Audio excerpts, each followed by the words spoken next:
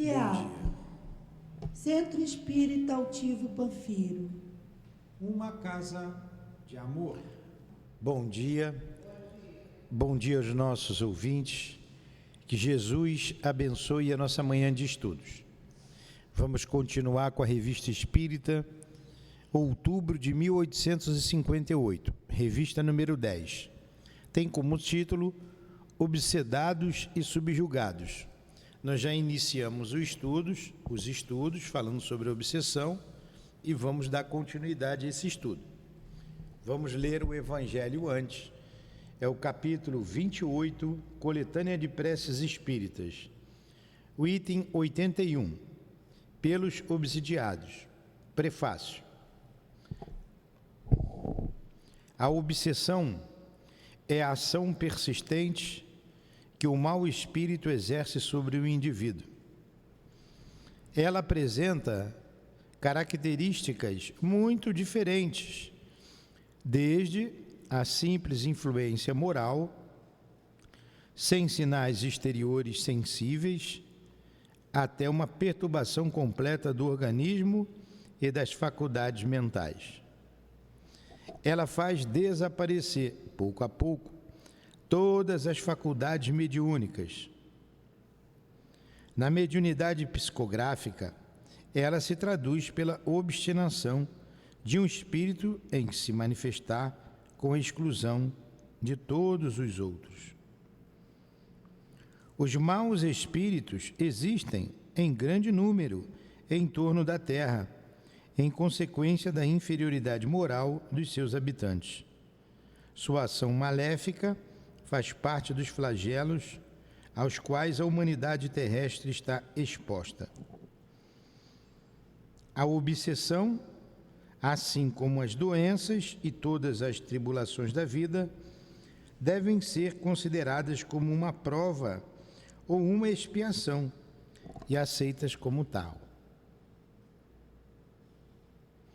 Assim como as doenças são o resultado das imperfeições físicas que tornam o corpo acessível às influências perniciosas exteriores, a obsessão é sempre o resultado de uma imperfeição moral que permite o acesso a um mau espírito. A uma causa física se opõe uma força física. A uma causa moral é preciso opor-se uma causa moral. Para nos preservarmos da doença, fortificamos o corpo. Para nos garantirmos contra a obsessão, é preciso fortificar a alma.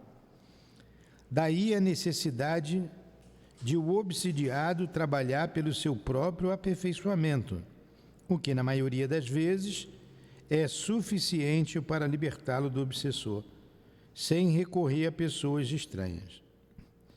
O auxílio torna-se necessário quando a obsessão degenera em subjugação e em possessão, porque nestes casos o paciente, por vezes, perde sua vontade e o seu livre-arbítrio. A obsessão é quase sempre o resultado de uma vingança exercida por um espírito que, na maior parte das vezes, tem sua origem nas relações que o obsidiado teve com o obsessor, em uma existência, melhor dizendo, precedente. Nos casos de obsessão grave, o obsidiado está como que envolvido e impregnado de um fluido pernicioso que neutraliza a ação dos fluidos salutares e os repele. É desse fluido que é preciso libertá-lo. Ora, um fluido mau não pode ser repelido por um outro fluido mau.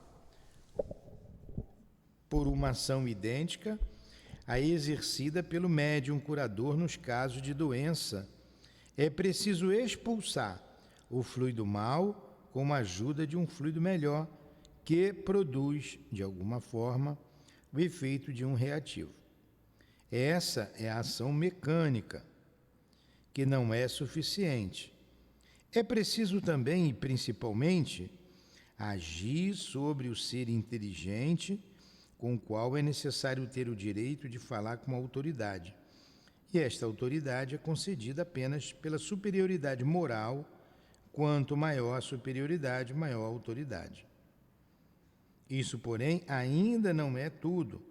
Para assegurar a libertação, torna-se necessário levar o espírito perverso a renunciar aos seus maus desejos, fazer nascer nele o arrependimento e o desejo de praticar o bem, com a ajuda de instruções habilmente dirigidas nas evocações particulares, feitas com vistas à sua educação moral. Pode-se então ter a dupla satisfação de livrar um encarnado e de converter um espírito imperfeito. A tarefa torna-se mais fácil quando o obsidiado, compreendendo a sua situação, colabora com sua vontade e sua prece. O mesmo não ocorre quando ele, seduzido pelo espírito enganador, se ilude sobre as qualidades daquele que o domina e sente-se feliz no erro onde o obsessor o lança. Então, longe de ajudar, ele recusa toda assistência. É o caso da fascinação, sempre infinitamente mais rebelde que a subjugação e mais violenta. Vê no Livro dos Médiuns, capítulo 18. No capítulo 23, melhor dizendo. Em todos os casos de obsessão, a prece é o mais poderoso auxiliar no esclarecimento do espírito obsessor. Eu vou dar uma explanação aqui desse capítulo do Evangelho, tá? Que é muito bom. Antes vamos fazer a prece. Rogar ao Senhor que nos inspire, que nos proteja, que nos ampare nesta manhã de estudos. A Deus, a Jesus, aos nossos guias, rogando ao nosso querido irmão altivo a permissão para iniciarmos esses estudos. Em nome, então, do altivo e da direção espiritual da nossa Casa de Amor, em nome de Leon Denis, de Allan Kardec, da nossa Amélie Boudet, os patronos desses estudos, em nome desses espíritos amigos, irmãos nossos, em nome do amor que vibra nesta casa, do nosso amor, Lourdinha, do teu amor, Jesus, e do amor de Deus, nosso Pai, acima de tudo, iniciamos os estudos da manhã de hoje. Que assim seja. Então vamos lá. Recomendamos que todos leiam, sempre o capítulo 28 do Evangelho segundo o Espiritismo, o item 81, é o prefácio, que ele faz um resumo aqui do que seja a obsessão. Então ele começa a dizer o que a gente leu aqui, que a obsessão é a ação persistente que um mau espírito exerce sobre um indivíduo. Existe obsessão de um espírito bom? Não.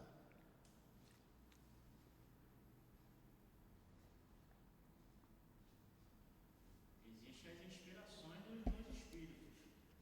A obsessão é a ação persistente que o mau espírito exerce sobre o indivíduo. Isso é obsessão. E ele veio falando aqui dos graus de obsessão. A obsessão simples, que vai nos envolvendo, uma influência moral, uma simples influência moral, que pode levar a uma subjugação, que é uma ação mais complexa em cima do indivíduo. A subjugação, ela pode ser física, ela pode ser moral.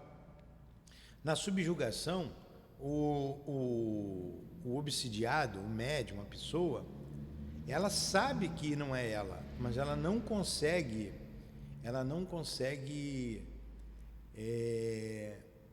ter uma ascendência sobre aquele espírito. Ele é que tem uma ascendência sobre a pessoa. E na fascinação é uma coisa mais complexa ainda, porque o obsidiado, ele se compraz, ele acredita naquele espírito. Então ele está envolvido de tal maneira com aquele espírito que você não consegue tirar ele dali, né? E tem que ter uma terceira pessoa e tem que ter a vontade dele, senão vai morrer obsidiado. Tem casos, ele não colocou aqui, de obsessão, em que se você afastar o espírito da pessoa, a pessoa morre. Aí tem que conviver com ela o tempo todo. Então, Allan Kardec, aqui nesse capítulo, ele está falando desses 3 tipos de obsessão. Tem obsessão durante o sono, tem obsessão de encarnado para desencarnado. Então, tem outros tipos de obsessões. Mas vamos lá. Como é que a gente se livra da obsessão? A oração é um meio eficaz, né? A nossa vontade. Em alguns casos, como ali a subjugação, há uma terceira pessoa que tenta convencer o espírito. O espírito envolve com um fluido ruim, como ele falou, a ação fluídica. A pessoa precisa tomar paz, mudar os fluidos pesados que ela tem, que o espírito joga em cima dela. Além disso, ela tem que se melhorar, ela tem que mudar a maneira de ser, de pensar, ela precisa se moralizar. E o espírito precisa se convencer de que não vai mais perseguir a pessoa. Ele precisa perdoar para seguir em frente. Então vocês vejam que a obsessão não é uma coisa simples assim de resolver, não. E a humanidade não se dá conta disso. Na verdade, essa questão da obsessão, ela é pandêmica. Há uma verdadeira pandemia.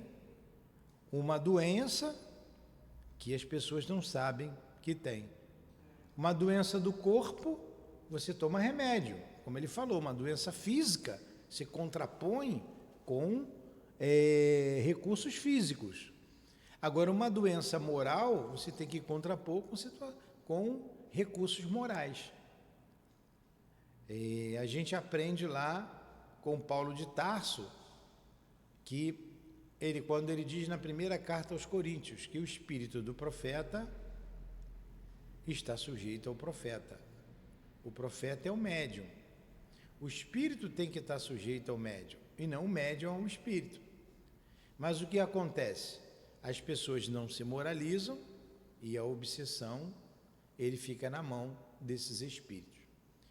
Vocês pensam que nessas festas que tem por aqui, que a gente vê ali, as pessoas drogadas, bêbadas, caindo ali na rua, seminuas, elas nem têm noção do que espíritos que estão com elas. Ali é uma simbiose. E elas não querem sair daquela situação. Por isso, essa questão obsessiva, ela se alastra pelo mundo inteiro. E volto a dizer, as pessoas não se dão conta disso. Não se dão conta disso. Tá? Aí você tem que, além de tudo isso, o último grau da obsessão, a mais complexa, é a fascinação. Porque a fascinação, o médium acredita no espírito e está envolvido, como nós dissemos, mentalmente com o espírito. Semana passada eu falei que uma pessoa trouxe um caderno com várias mensagens, já tem anos, foi lá, eu estava ainda lá no Leon Denis, o altivo que colocou aquela pessoa para eu atender. E ela veio com um caderno grosso, cheio de mensagens. Eu fui ler uma mensagem, as mensagens eu nem li, eu vi só a assinatura dos espíritos ali. Era o Dr. Bezerra, era Leon Denis, era Jesus, Maria Santíssima, só espírito de escola. E ele apresentava uma certa perturbação só no falar. E eu fui dizer para ele que ele tinha que tomar uns passos e rezar, ele pegou o caderno, levantou, botou debaixo do braço e foi embora. Porque ele não queria ouvir aquilo. Fascinação. Uma pessoa aqui, que já foi médium da casa, já não está mais aqui, saiu até do estado, ela falou que o irmão estava escrevendo um livro e trouxe algumas páginas para eu ler. E quem escrevia através do irmão dela era Allan Kardec. E o pouco que eu li, Allan Kardec estava atualizando a linguagem do Cristo e do Evangelho. Então, falando coisas ali absurdas. E ele ia publicar o livro, não sei onde é que ele arrumou para publicar. Aí eu disse para ela, ó, isso aqui não é Allan Kardec não, isso aqui está meio confuso, porque ela me perguntou. Ah, dá para você falar com meu irmão, liga para ele, eu vou te dar o telefone? Isso é claro que não. Ele não me pediu opinião nenhuma, eu não conheço a pessoa, como é que eu vou ligar? Né? O que a gente vai fazer? É o livre-arbítrio de cada um. Aí a gente continua aqui estudando o assunto. Ó. Nós paramos aqui. Ó. Desde que convém dar o exemplo, no meu livro é a página 279. Desde que convém dar o exemplo ao lado da teoria, vamos relatar a história de uma pessoa nossa conhecida que se encontrou sob o domínio de uma fascinação semelhante. O senhor F, ele vai contar uma história, moço instruído, de esmerada educação, de caráter suave e benevolente, mas um pouco fraco e sem resolução pronunciada, tornou-se médium psicógrafo com muita rapidez. Obsidiado pelo espírito que dele se apoderou, ele não dava repouso, escrevia incessantemente. Isso é uma característica do obsidiado. Ele escreve incessantemente, ele escreve sem parar. Eu vi gente escrevendo até com o dedo. Eu tenho um amigo de infância que ele surtou, ele tem uns 10 cadernos escritos, tudo de São Vicente, ele é muito católico, São Vicente de Paulo, Santo Agostinho, e escreve sem parar.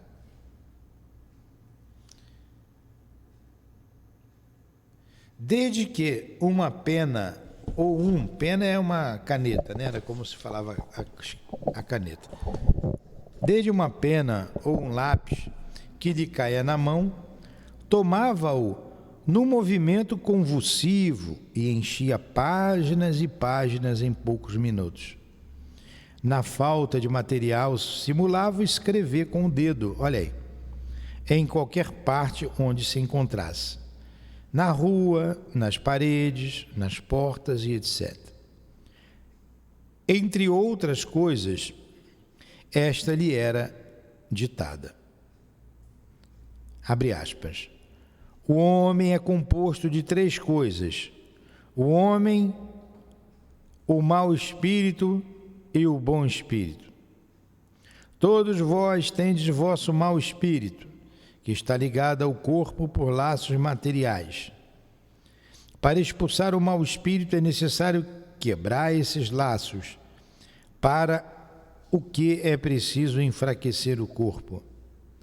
Quando este se acha suficientemente enfraquecido, o laço se parte e o mau espírito vai embora, deixando apenas o bom. Olha o que o cara escreveu. Olha que absurdo.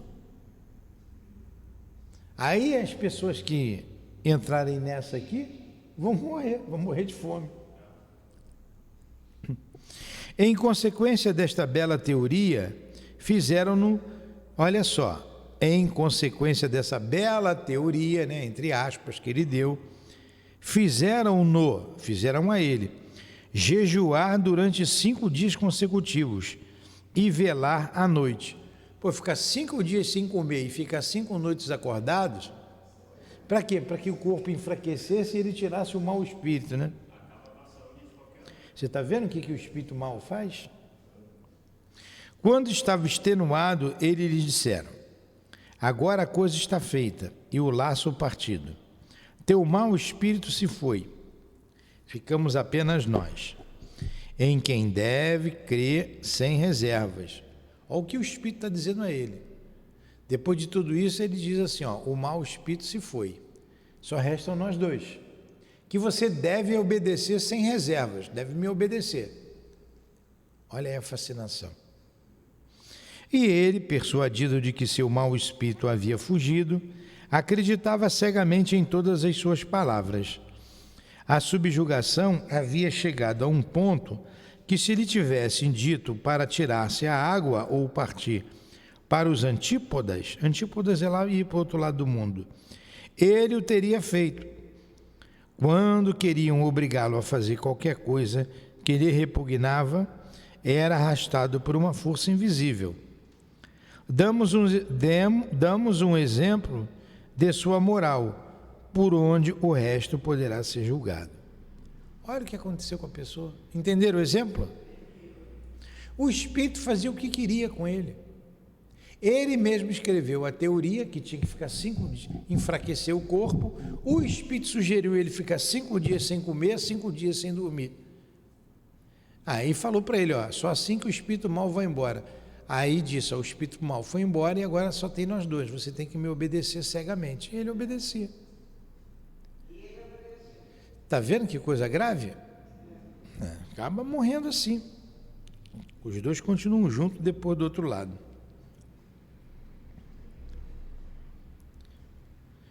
Aí outra coisa que ele dizia, deixa eu ver se é ele mesmo. Para ter melhores comunicações, é necessário primeiro orar e jejuar durante vários dias.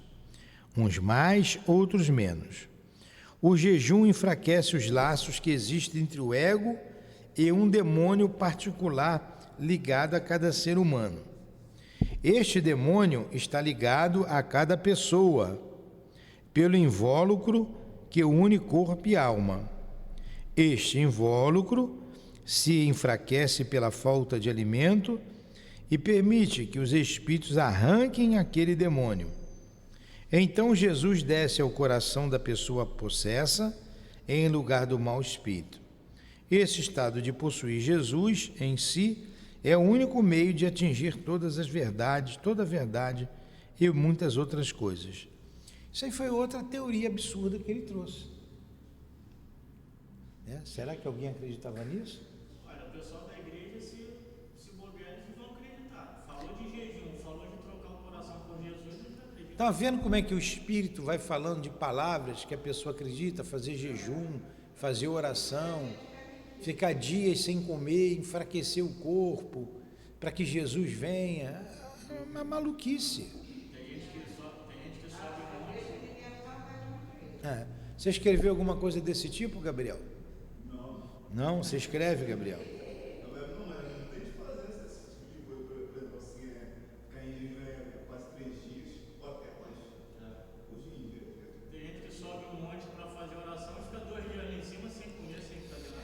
Quando a criatura, outra teoria, abre aspas, quando a criatura conseguiu substituir o demônio por Jesus, ainda não possui a verdade.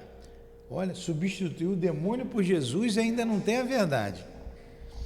Para tê-la é necessário crer. Deus não dá a verdade aos que duvidam. Seria fazer algo de inútil e Deus nada faz em vão. Como a memória dos médiuns novos duvidam do que dizer e escrevem, os bons espíritos, pesar seu, por ordem formal de Deus, são obrigados a mentir. Nossa, os bons espíritos, por ordem formal, quer dizer, uma formalidade direta de Deus, quem é que vai conversar com Deus? São obrigados a mentir. E não tem outro jeito senão mentir, até que o médium fique convencido. Mas assim que ele acredita numa dessas mentiras, os espíritos elevados se apressam em lhe desvelar os segredos do céu. A verdade inteira dissipa, num instante, essa nuvem de erros com que tinham sido obrigados a envolver o seu protegido. Caramba, eu não sei quem é mais maluco aqui, se é o médium ou se é o espírito. Chegado a este ponto, nada mais tem o médium, isso é outra teoria dele, a temer. Os bons espíritos jamais o deixarão. Contudo, não deve crer que tenha sempre a verdade, e só a verdade. Seja para o experimentar, seja para o punir de faltas passadas, seja ainda para o castigar por perguntas egoísticas ou curiosas. Os bons espíritos lhe infligem correções físicas e morais. Caramba! Os bons espíritos dá correção. Correção física. Sabe o que é uma correção? Te dou uma surra de cabo de vassoura. Essa é uma correção física. Vou dar um corretivo. Já não ouviu falar? Aí está dizendo que os bons espíritos nos dão corretivos físicos, quer dizer, uma surra, não, alguma coisa ou coisa do gênero, e corretivo moral. Vamos ver se ele fala que corretivo é esse aqui. Está vendo as coisas absurdas que o médium acredita? E se você disser para ele que isso é um absurdo, ele se volta contra você. Ele não aceita. Cadê? Gostei aqui do corretivo. Por vezes os espíritos elevados se lastimam da triste missão que desempenham. Um pai persegue o filho durante semanas inteiras. Um amigo ao seu amigo. Tudo para a grande felicidade do médium. Então os espíritos nobres dizem tolices. Os espíritos nobres dizem tolices, blasfêmias e até torpezas. É necessário que o médium resista e diga: vós me tentais, sei que estou entre mãos caridosas de espíritos ternos e afetuosos. O espírito elevado está dizendo para ele blasfêmia, para ele ser tentado. Boas almas que me atormentais, olha só, boas almas que me atormentais, não me impedireis de crer naquilo que me dissestes e que me haveis de dizer. Então, coisa com coisa. Coisa com coisa.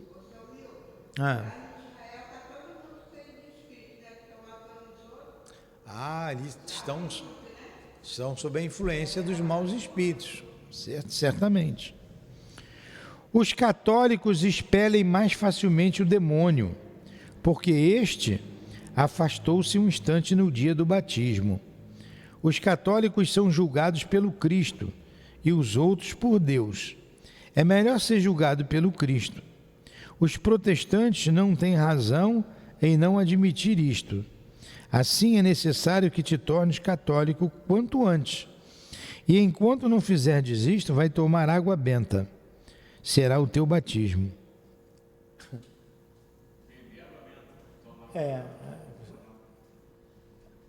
Eu não sei se vocês estão entendendo o que eu estou lendo aqui, os absurdos. Estão entendendo?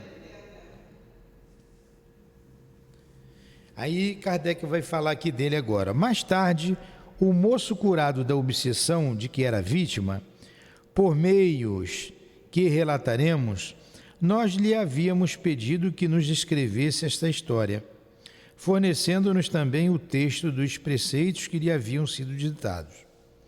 Transcrevendo-os, inscreveu sobre a cópia que nos enviou. Abre aspas. Pergunto-me a mim mesmo se não ofendo a Deus transcrevendo semelhantes tolices. Esse médium foi curado, ele vai dizer como que ele foi curado. Graças a Deus.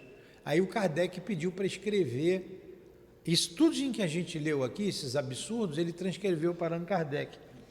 Mas ao mesmo tempo ele disse assim: pergunto a mim mesmo se não ofendo a Deus transcrevendo essas tolices, semelhantes tolices. E quando ele ficou curado, ele reconheceu as bobagens que ele escreveu. Será que eu estou ofendendo a Deus? Que Deus me perdoe. E nós lhe respondemos: não, o senhor não ofende a Deus. Longe disso, desde agora reconhece a cilada em que se caiu. Se lhe pediu umas cópias dessas máximas perversas, foi para marcá-las como elas merecem, desmascarar os espíritos hipócritas e pôr em guarda quem quer que receba coisas semelhantes. Tem muita gente que recebe tolices iguais a essas, piores do que essa ainda. Tem gente que chega ao ponto de tirar a vida do outro porque a voz mandou. Às vezes é de espírito, aí tem, às vezes, esquizofrenia, às vezes tem as duas coisas. Quantos crimes aí perpetrados na humanidade sob a influência de espíritos obsessores? Quantos crimes? Um dia faloão escrever: morrerás esta noite. E ele responderá: sinto-me muito aborrecido neste mundo. Morramos, se assim deve ser. Nada mais peço. Tudo quanto desejo é não sofrer. A noite adormece, crendo firmemente não mais despertar na terra. No dia seguinte ficará muito surpreendido e mesmo desapontado por achar-se em seu leito habitual.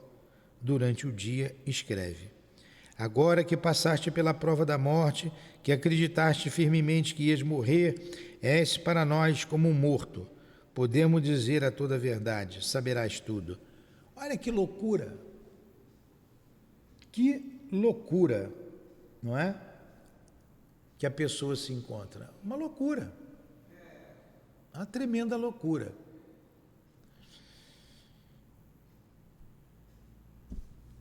Nada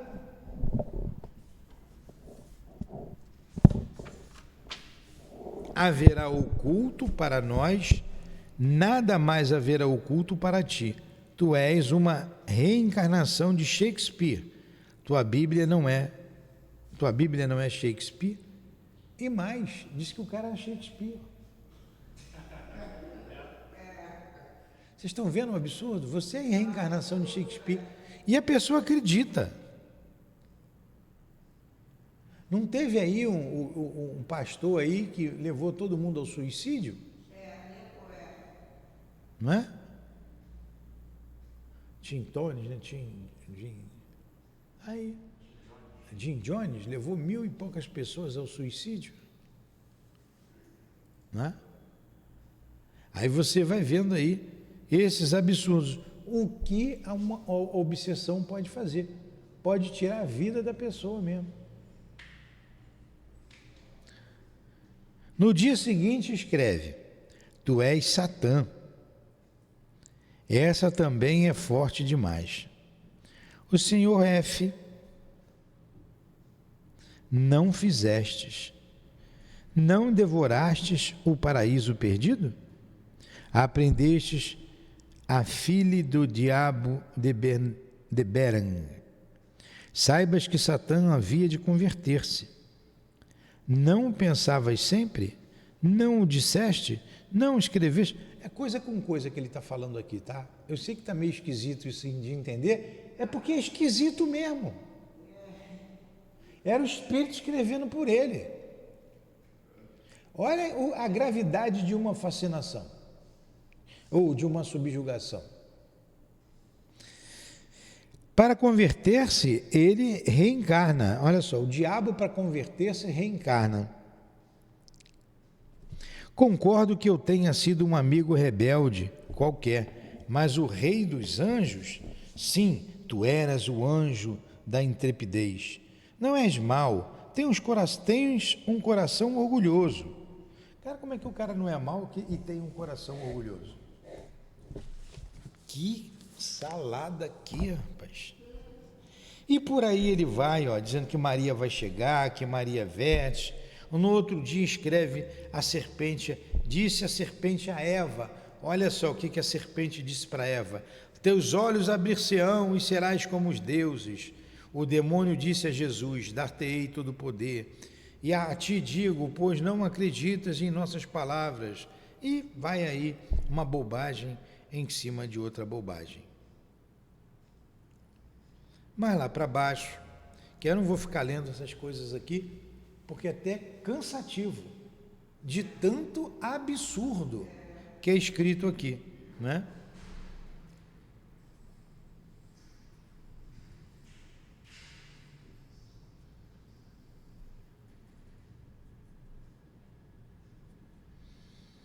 Agora olha só esse parágrafo. Contudo, o Espírito teve o pudor de aconselhar ao senhor F que imprimisse essas belas máximas. Se tivesse feito, certamente as teria publicado, o que seria uma coisa errada, porque as teria distribuído como coisa séria. Se ele tivesse publicado, ia distribuir para os outros como coisa séria. Aí só um doido para entrar nessa aqui, né? Naquela época muita gente ia entrar, ninguém tinha conhecimento nenhum da doutrina. É. Porque dissesse, a pessoa ia acreditar. Ó, encheríamos um volume com todas as tolices que lhes foram ditas e com circunstâncias que se seguiram. Observe-se que em tudo isto não há nada de grosseiro ou de banal.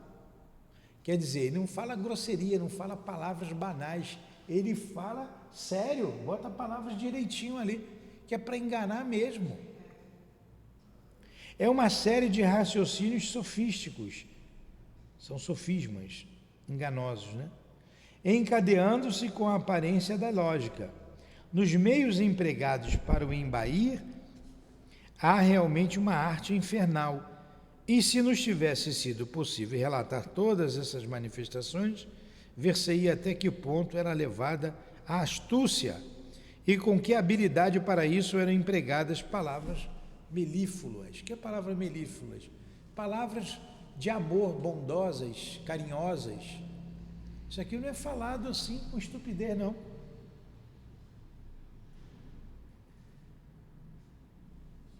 Olha o que ele disse ali, uma frase que eu pulei aqui.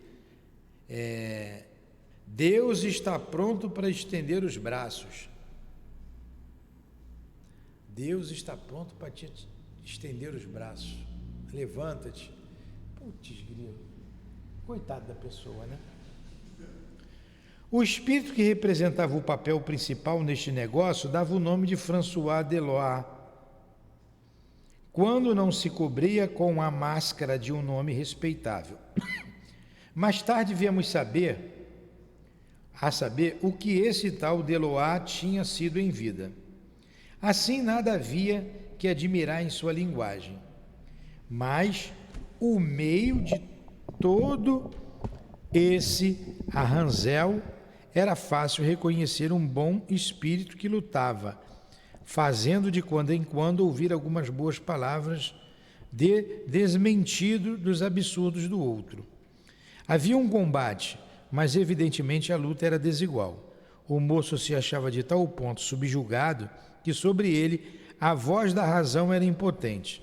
Notadamente, o espírito de seu pai lhe fez escrever as seguintes palavras: Sim, meu filho, coragem.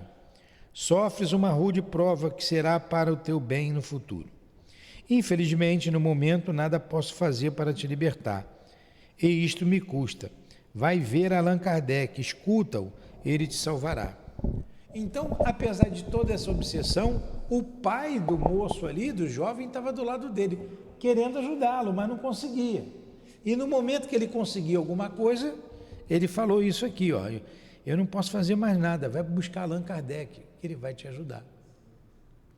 Efetivamente, o seu F veio procurar-me. Aí esse espírito, esse médium que estava escrevendo essas bobagens, foi procurar Allan Kardec. E para começar, reconheci sem dificuldades a influência perniciosa sob que se achava, quer nas palavras, quer por certos sinais materiais, que a experiência dá a conhecer e que não nos pode enganar. É o que eu falei. O garoto que foi falar comigo lá, o rapazinho, só em falar com ele, os trejeitos dele, o olhar dele, dava para ver que não estava bem, que não estava normal. Estava fora do ponto. Voltou várias vezes. Empreguei toda a minha força de vontade para chamar os bons espíritos por seu intermédio. toda a minha retórica para lhe provar que era vítima de espíritos detestáveis, que aquilo que escrevia não tinha senso, além de ser profundamente imoral. Para essa obra de caridade, juntei-me a um colega, o senhor M.T., e pouco a pouco conseguimos que escrevesse coisas sensatas. Tomou aversão àquele mau gênio, repelindo-o por vontade própria, cada vez que tentava manifestar-se, e lentamente os bons espíritos triunfaram. Para modificar suas ideias, seguiu o conselho dos espíritos, de entregar-se a um trabalho rude, que lhe não deixasse tempo para ouvir as sugestões mais. O próprio Deloá acabou confessando-se vencido e exprimindo o desejo de progredir em uma nova existência. Confessou o mal que tinha tentado fazer e deu prova de arrependimento. A luta foi longa e penosa e ofereceu ao observador particularidades realmente curiosas. Hoje o senhor F. sente-se livre e feliz. É como se tivesse deposto um fardo, recuperou a alegria e agradece-nos o serviço que lhe prestamos. Agora você vê, quem foi ajudar esse jovem? Allan Kardec, o próprio Kardec. Viu que a situação era grave, chamou um amigo e devagarinho o obsidiado quis ajuda, né? Ia sempre lá. Foi ouvindo o conselho dele, dos bons espíritos, e acabou se livrando do obsessor. E o obsessor confessou. Eu fiz muito mal para ele. Aí se arrependeu, pediu para reencarnar. Eu vou reencarnar para eu melhorar.